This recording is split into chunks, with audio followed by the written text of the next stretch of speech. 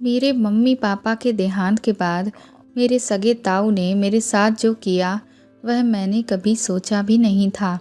उन्होंने मुझे नशीली दवा मिलाकर खाने में खिला दी और उसके बाद उन्होंने मेरे साथ जो किया उससे मेरा हर रिश्ते से विश्वास उठ गया। कोई इंसान अपनी ही सगी भतीजी के साथ ऐसा कैसे कर सकता है, ये मैंने कभी नहीं सोचा था। उन्होंने मेरी इज्जत के साथ खेला था। मेरा नाम शालिनी है। मेरी उम्र 22 साल है। मैं अपने माता पिता की इकलौती संतान थी। मेरे पापा एक बिजनेसमैन थे। हमारे घर में रुपए पैसे की कोई भी कमी नहीं थी। मैं अभी स्कूल में ही पढ़ रही थी। मेरा जीवन बहुत ही ऐशो आराम में बीत रहा था। लेकिन फिर एक दिन मेरी ज़िंदगी में ऐसा तूफ़ान आया जिसने सब कुछ बर्बाद कर दिया। मेरे मम्मी पापा का एक एक्सीडेंट में देहांत हो गया। इस खबर ने मुझे हिला कर रख दिया। मैं इस बात पर विश्वास ही नहीं कर पा रही थी कि मेरे माँ बाप मुझे छोड़कर इस दुनिया से चले गए हैं, लेकिन ये गम मुझे झेलना ही था। मैं जब उस घर में बिल्कुल अकेली रह गई तो मेरे ताऊ ताई ने मुझे संभाला। मैं यही सोच रही थी कि अगर वह मेरी ज़िंदगी में ना होते तो मेरा पता नहीं क्या होता, क्योंकि अब मुझे सिर्फ उनका ही सहारा था। वह लोग भी मेरे साथ ही उसी घर में रहने लगे थे। धीरे धीरे दिन बीतने लगे और ताऊ ने पापा का कारोबार संभाल लिया था। ताऊ जी ने अपने बेटे का एडमिशन वहीं कॉलेज में करवा दिया। मुझे जब भी अपने मम्मी पापा की याद आती तो ताई मुझे अपने प्यार से संभालती। सब कुछ धीरे धीरे ठीक हो रहा था। फिर एक दिन ताऊ जी मेरे पास आए और मुझसे बोले, शालिनी बेटा, तुम्हारे पापा ने तुम्हारे नाम पर कुछ शेयर खरीद रखे थे जिनको आगे और इन्वेस्ट करने के लिए हमें तुम्हारे साइन चाहिए। मैंने उनसे कहा, ताऊ जी मुझे कहाँ साइन करने हैं, आप मुझे बता दीजिए। ताऊ ने मुझे जहाँ भी सिग्नेचर करने को कहा मैंने कर दिया, जो मेरी सबसे बड़ी भूल थी। उस दिन के बाद से घर का माहौल बिल्कुल बदल गया। उस घर में हर कोई मुझे दुश्मन की नज़र से देखने लगा। धीरे धीरे सबका रवैया मेरे साथ बद से बदतर होता जा रहा था। उन लोगों ने मुझे खाना तक देना बंद कर दिया था, जबकि असल में मैं अपने ही माँ बाप के घर में रह रही थी। जब मैंने इस चीज़ का विरोध किया तो मुझे पता चला कि ताऊ ताई ने मेरे घर, कारोबार और जो भी ज़मीन मेरे पापा ने मेरे नाम पर खरीद रखी थी वह सब अपने कब्जे में कर ली है। उन्होंने उस दिन मुझसे धोखे से सिग्नेचर करवा कर सब कुछ अपने नाम पर करवा लिया है और इसीलिए अब मेरी वैल्यू उनकी नज़रों में बिल्कुल ख़त्म हो चुकी थी। वह अब तक मेरा ख्याल इसीलिए रख रहे थे ताकि मेरा विश्वास जीत कर मुझसे धोखे से सिग्नेचर करवा कर मेरी पूरी दौलत पर कब्जा कर सकें।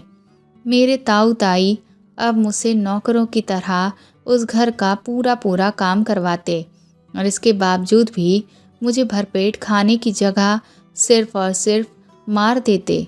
मैं हर दिन रोती तड़पती, लेकिन किसी को भी मुझ पर तरस नहीं आता।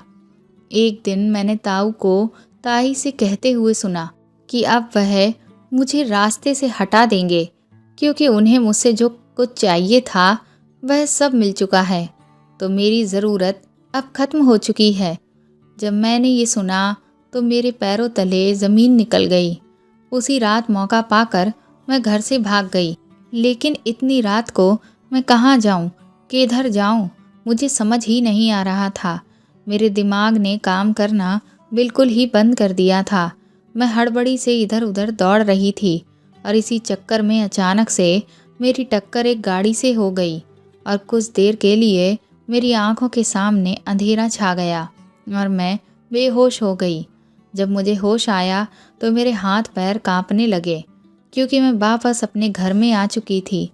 होश में आने पर मुझे पता चला कि जिसकी गाड़ी से मेरा एक्सीडेंट हो गया था वह लोग मुझे जानते थे।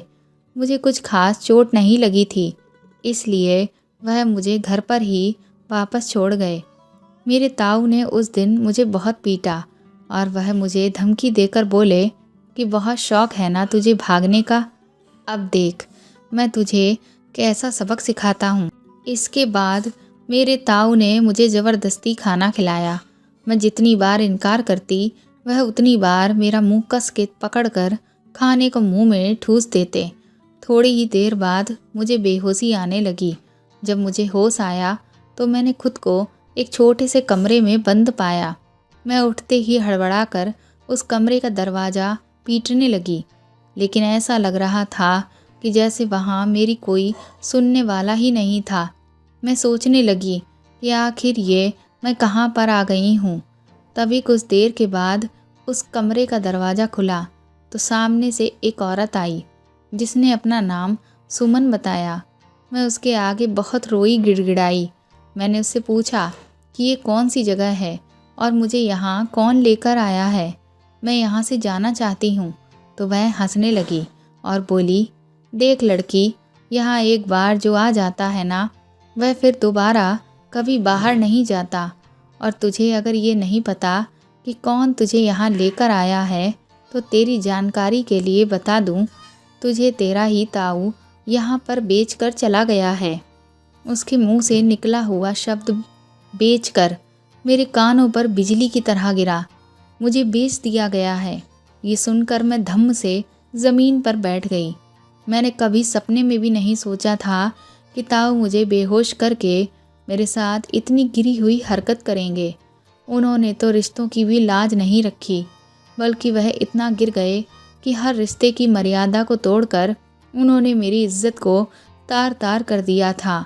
वह मेरे साथ ऐसा खेल खेलेंगे, ये मैं कभी सपने में भी नहीं सोच सकती थी। उस औरत ने कहा कि तेरे ताऊ को तेरे बदले में बहुत मोटी रकम मिली है, अब यही तेरा घर है, इसीलिए बिना नाटक किए चुपचाप यहाँ के तौर तरीके सीख ले और जैसा कहा जाए वैसा कर, तो तू भी खुश रहेगी और हम भी। जब मैंने सुमन से एक बार फिर हाथ जोड़कर विनती की कि मुझे जाने दो, तो वह कहने लगी कि देख लड़की, क्या तेरा अब वाकई में कोई घर बचा है, बता। मैंने सिर हिलाते हुए इनकार कर दिया। तो वह कहने लगी, तो फिर बता कहाँ जाएगी, यहाँ से अगर बाहर निकलेगी तो ऐसे ऐसे दरिंदे मिलेंगे जो तेरा वह हाल करेंगे जो तूने सपने में भी नहीं सोचा होगा।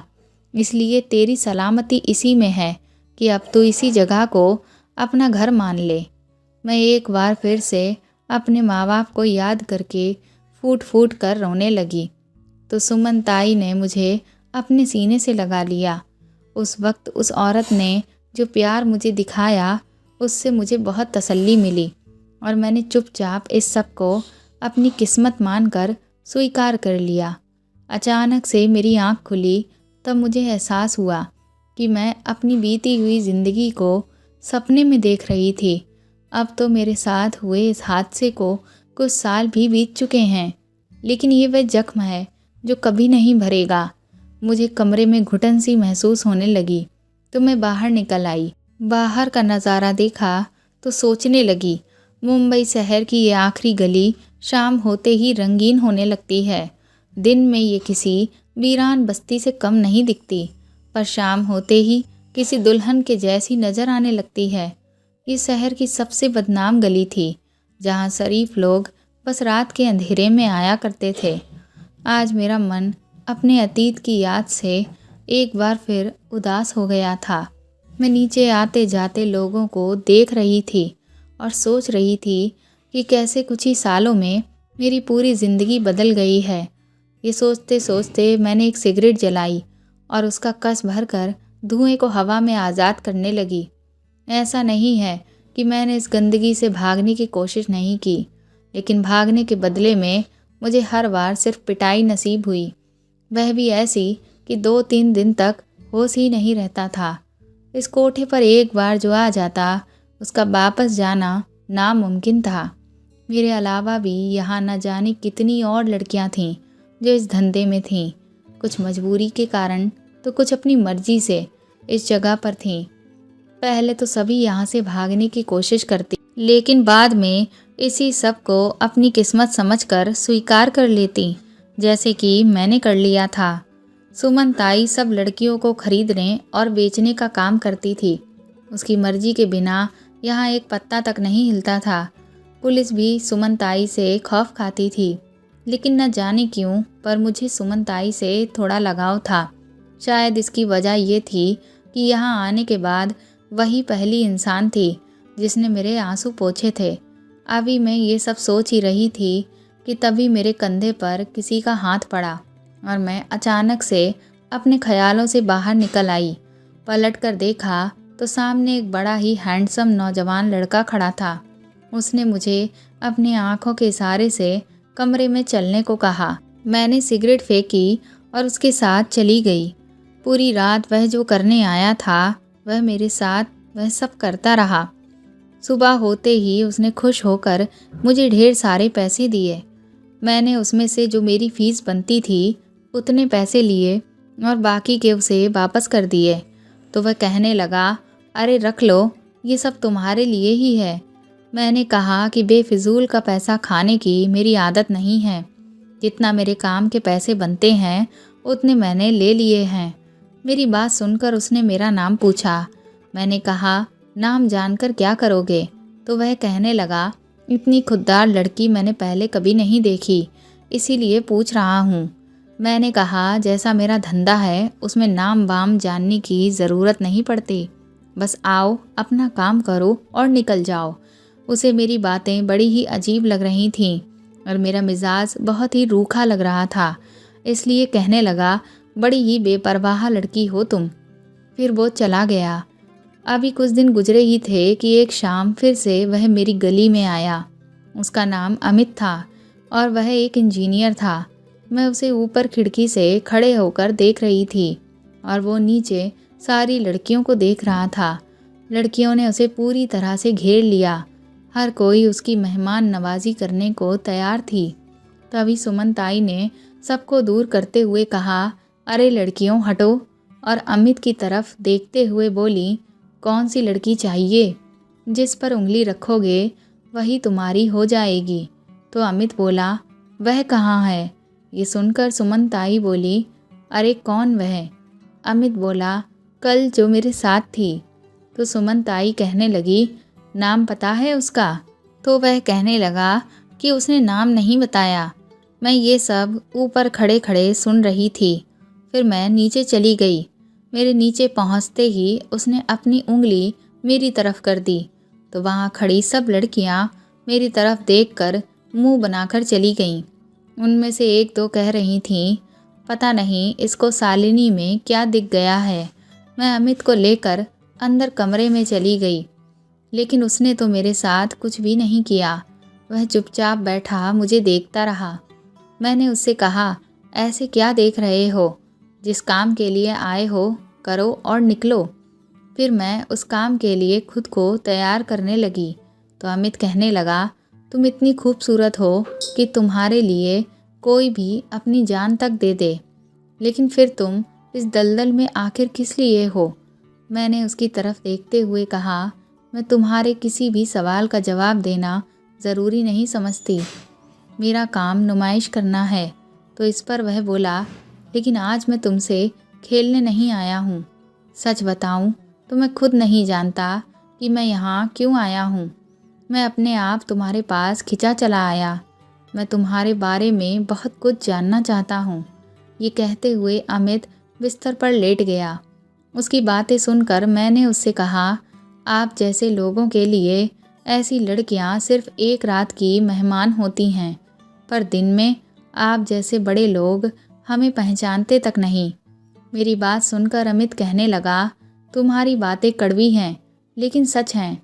उसके बाद उसने एक सिगरेट अपने लिए जलाई और दूसरी मेरे लिए जलाकर मेरी तरफ बढ़ा दी। हम दोनों साथ में सिगरेट पी रहे थे। अमित कुछ देर मेरे पास बैठा रहा और मुझसे तरह तरह के सवाल करता रहा, लेकिन मैंने उसकी हर बात का जवाब घुमा फिरा कर ही दिया। उसके बाद अमित ने अपनी जेब से कुछ रुपए निकाले और मेरी तरफ बढ़ा दिए। मैंने कहा, जब आपने कुछ किया ही नहीं तो फिर आखिर पैसे किस बात के? अमित वह पैसे अपनी जेब में रखकर वहाँ से चला गया और मैं बुत बनी खड़ी उसे देखती रही। इतने सालों में मेरे साथ ये पहली बार हुआ था कि कोई ग्राहक बिना मुझे नोचे घसोटे वहाँ से वापस चला गया, वरना हर रात तो मेरा सामना ऐसे ऐसे लोगों से होता है कि उनका रवैया कभी कभी मुझे अंदर तक डरा कर रख देता है। तो कभी कभी उनकी ऐसी डिमांड्स होती हैं कि जिन्हें पूरी कर पाना मेरे लिए बहुत मुश्किल होता है, लेकिन उसके बदले में मुझे बहुत ज़्यादा पैसे देते हैं, जिसकी वजह से मुझे उनकी हर बात माननी पड़ती है। मैं सोच में डूबी हुई थी कि तभी मेरी सहेली वहाँ आ गई। क्या बात है, आजकल तो मैडम छाई हुई हैं गली में। मैंने बिस्तर पर गिरते हुए कहा, कोई बात नहीं है, रोज़ का कस्टमर है, आ गया। मेरी सहेली मेरे पास बैठते हुए बोली, वैसे तेरा ये वाला कस्टमर है बड़ा मस्त, कोठे की सारी लड़कियां तैयार हैं उसके साथ जाने को, पर एक वह है कि उसे तुझसे फुर्सत ही नहीं मिलती। उसने मुंह बनाते हुए कहा। तो मैंने कहा, अरे अरे, मुंह क्यों बनाती है मेरी जान, कस्टमर है, कौन सा मेरा आशिक है जो तुम लोग इतना जल रहे हो। फिर कुछ देर इधर उधर की बातें होती रहीं और वो बाहर चली गई। अब अमित हर शाम मेरे पास आने लगा। मुझे भी उसके रोज़ आने की आदत हो चुकी थी। कभी वह मेरे लिए कीमती सामान लेकर आता तो कभी कोई ज्वेलरी। मैं उसे हर बार मना करती, लेकिन जब वह बहुत मिन्नतें करने लगता तो मैं उसका लाया हुआ गिफ्ट रख लेती। एक शाम जब अमित कोठे पर आया होगा तो उसे मैं कहीं नहीं दिखी। उसने सुमन ताई से पूछा तो उन्होंने बता दिया कि मैं दूसरे कस्टमर के साथ हूँ, आज किसी और लड़की से काम चला लो। ये सुन अमित को धक्का सा लगा, वह वहाँ से चला गया। कुछ हफ्ते गुजरने के बाद अमित को मुझसे मिलने का मौका मिल ही गया। उसने मुझे देखा तो बड़ा खुश हो गया। कमरे में आते ही मैंने कहा, बड़े दिनों बाद याद आई हमारी। तो अमित ने कहा कि सुमन ताई ने बताया कि तुम बहुत व्यस्त रहती हो। इस पर मैंने कहा, हाँ, वह बाहर से ताई के कुछ खास मेहमान आए हुए थे, उन्हीं की खिदमत में लगी थी। ये सुनकर वो कहने लगा, तुम ये सब छोड़ क्यों नहीं देती शालिनी। मैंने कहा, क्या सब अमित। तो बोला, गैर मर्द के साथ रात बिताना। मैंने कहा, तो तुम क्या हो, तुम भी तो एक गैर मर्द ही हो। मेरी बात सुनकर उसके चेहरे पर दर्द उतर आया। वह बोला, क्या हमारा कोई रिश्ता नहीं है। मैंने कहा, एक वैश्या का एक शरीफ इंसान से क्या रिश्ता हो सकता है, तुम ही बता दो।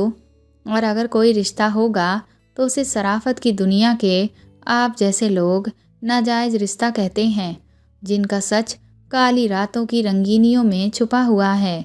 मेरी दर्द भरी आवाज़ में बात सुनते हुए वो बोला, पर मुझे अच्छा नहीं लगता जब कोई और तुम्हें छूता है, तुम्हारे पास आता है। मैंने कहा, क्यों, तुम्हें क्यों ऐतराज़ है, तुम भी तो यही सब करते हो और यही मेरा पेशा है। तो वो गुस्से से झल्लाकर बोल पड़ा, क्योंकि मैं तुमसे प्यार करने लगा हूँ, तुम्हें चाहने लगा हूँ, तुम्हारे बिना नहीं रह सकता। अब जब कोई तुम्हें छूता है तो मेरे तन बदन में आग लग जाती है। नहीं बर्दाश्त कर सकता मैं तुम्हें अब किसी और के साथ। मेरा तुम्हारे बिना बुरा हाल है, मैं तुम्हारे बारे में ही सोचता रहता हूँ। तुम्हारा रूप, तुम्हारी अदाएं मेरी आंखों के सामने नाचती रहती हैं। मैं उसकी बातें सुनकर सुन्न सी पड़ गई। अमित मेरे दोनों हाथ अपने हाथों में लेकर कहने लगा, हाँ शालिनी, मैं प्यार करता हूँ तुमसे और शादी भी करना चाहता हूँ। इस दलदल से बाहर निकालना चाहता हूँ तुम्हें, ताकि कहीं दूर जाकर एक नई दुनिया बसा सकूँ। मैं नहीं जानता कि तुम्हारे दिल में क्या है, मैं तुम्हें यहाँ से ले जाना चाहता हूँ। मैं बस चुपचाप अमित की बातें सुनती रही और उसके गले लग गई। फिर एक दूसरे को जानते पहचानते हुए सुबह हो गई और अमित अपना ध्यान रखना कहकर बाहर चला गया। मेरे व्यवहार में अब धीरे धीरे परिवर्तन आने लगता है। मेरा अब किसी भी ग्राहक के साथ रात बिताने का बिल्कुल भी दिल नहीं करता। इसीलिए मैं कभी पेट दर्द का बहाना बना देती तो कभी किसी और चीज़ का।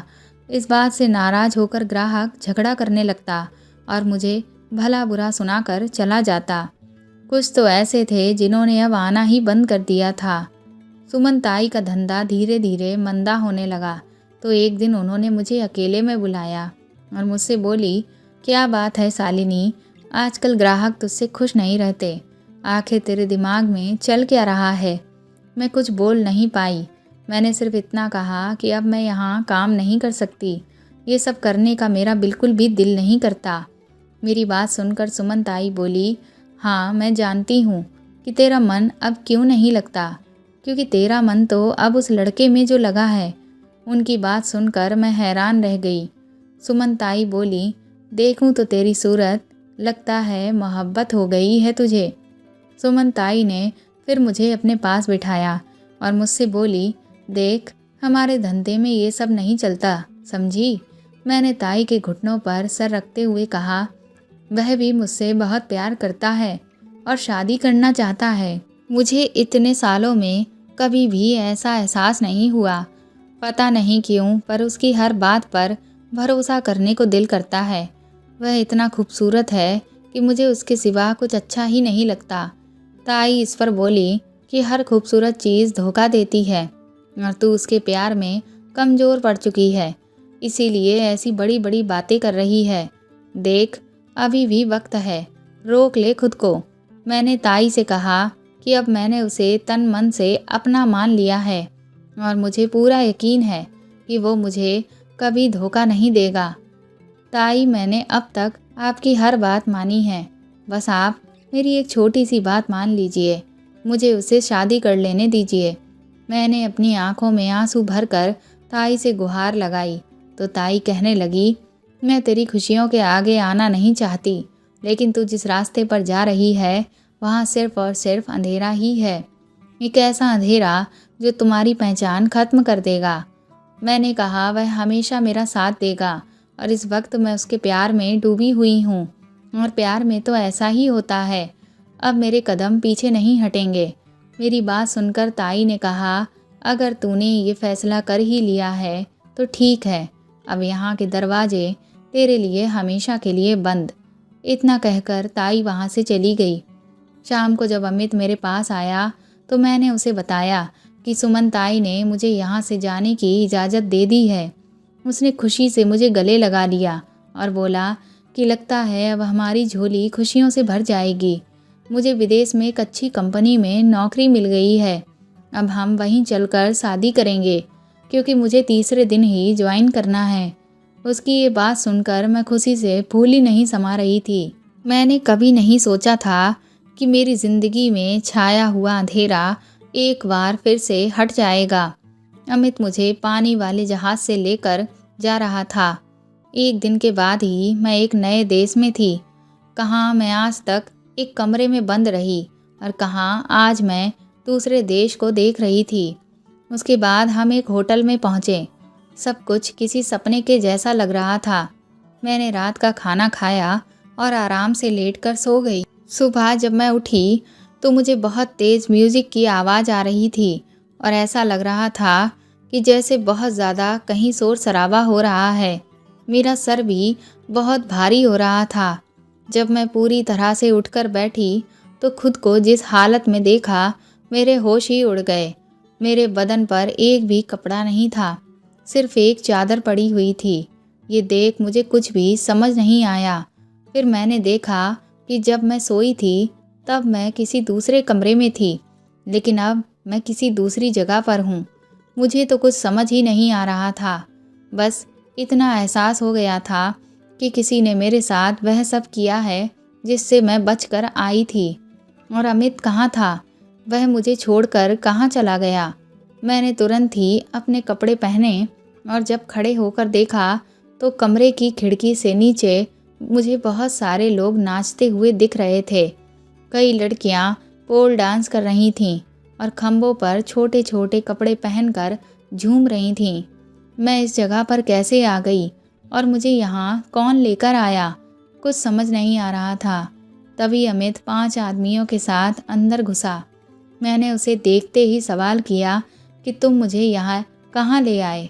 अमित और ये लोग कौन हैं? तो वह सब ठाका लगाकर हंसने लगे।